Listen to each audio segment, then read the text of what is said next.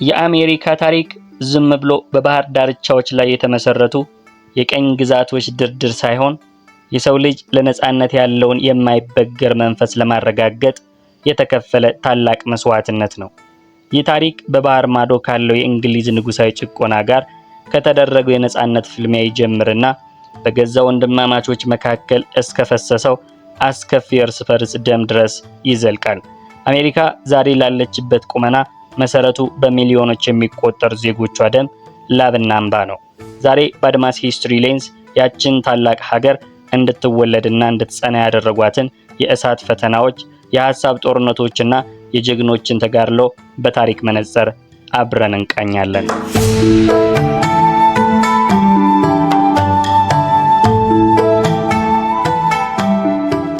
እንደ አውሮፓውያን አቆጣጠር ወደ 18ኛው ክፍለ ዘመን አጋማሽ እንመለስ።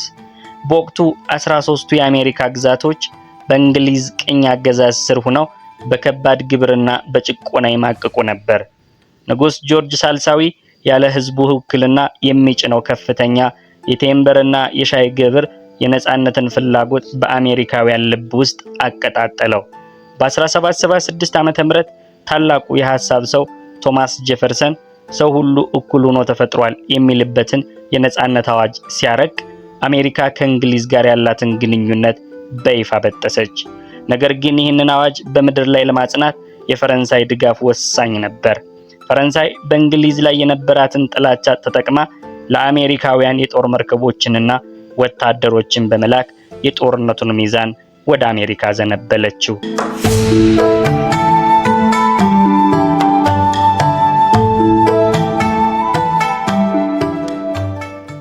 ከነጻነት በኋላ አሜሪካን ለሁለት የከፈላት ግን የባርነትና የኢኮኖሚ ጥያቄ ነበር።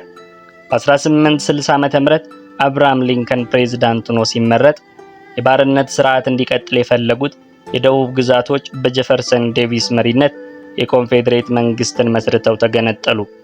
ጄፈርሰን ዴቪስ የደቡብን የበላይነት ለማስጠበቅ ቆርጦ ሲነሳ፣ በሰሜኑ በኩል ደግሞ ሊንከን ሀገሪቱን ከአንድነት መፍረስ ለመታደግ እስከ መስዋዕትነት ለመታገል ወሰነ።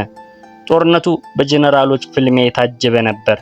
በደቡብ በኩል ሱልጣኑ ጀነራል ሮበርት ሊ በጦርነቱ የመጀመሪያ ጊዜያት ድንቅ ድሎችን ሲያስመዘግብ፣ በሰሜኑ በኩል ደግሞ ዩልሲስ ግራንት በማያወላውል ወታደራዊ ግስጋሴው የደቡብን ጦር አዳከመው።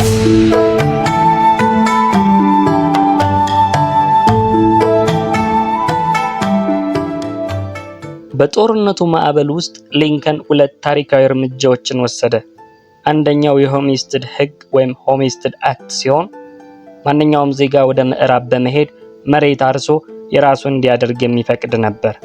ይህ ሕግ የሀገሪቱን ኢኮኖሚና የህዝብ ስርጭት ለዘላለም ቀየረው። ሁለተኛውና ይበልጥ ታዋቂው ደግሞ የኢማንሲፔሽን አዋጅ ወይም ኢማንሲፔሽን ፕሮክላሜሽን ነው። ይህ አዋጅ በደቡብ ግዛቶች የነበሩ ጥቁር አሜሪካውያን በሙሉ ነፃ መሆናቸውን በማወጅ የጦርነቱን ዓላማ ከአንድነት ጥያቄ ወደ ሰብአዊ መብት ትግል ከፍ አደረገው።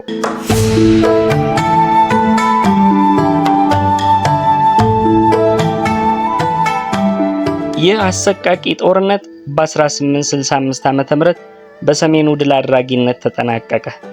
ጀነራል ሮበርት ሊ ለጀነራል ጋራንት እጅ በመስጠት ሀገሪቱ ወደ ሰላም እንድትመለስ መንገድ ከፈተ። ሆኖም ይህ የድል ደስታ ብዙም አልቆየም።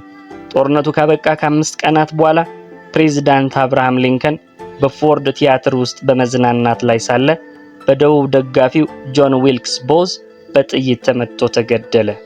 የሊንከን ሞት ሀገሪቱን የሐዘን ማቅ ከማልበሱም በላይ የነጻነት አባቱ መስዋዕትነት ለዘላለም እንዲታወስ አደረገው።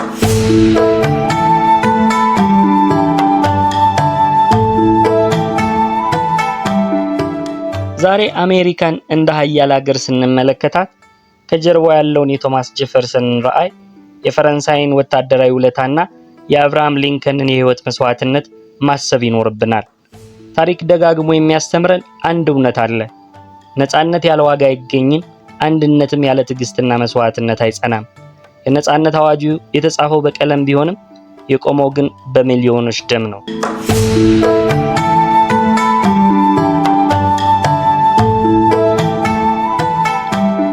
አድማስ ሂስትሪ ሌንስን ስለተከታተላችሁ ከልብ እናመሰግናለን። ይህ ታሪክ በውስጣችሁ የፈጠረውን ስሜትና ቀጣይ እንድንዳስሰው የምትፈልጉትን ታሪካዊ ክስተት በኮሜንት አጋሩን። ቪዲዮውን ከወደዳችሁት ላይክ በማድረግና ሳብስክራይብ በማድረግ የታሪክ አድማሳችንን አብረን እናስፋ። በሌላ ቪዲዮ እስከምንገናኝ ቸርን ሰንብት።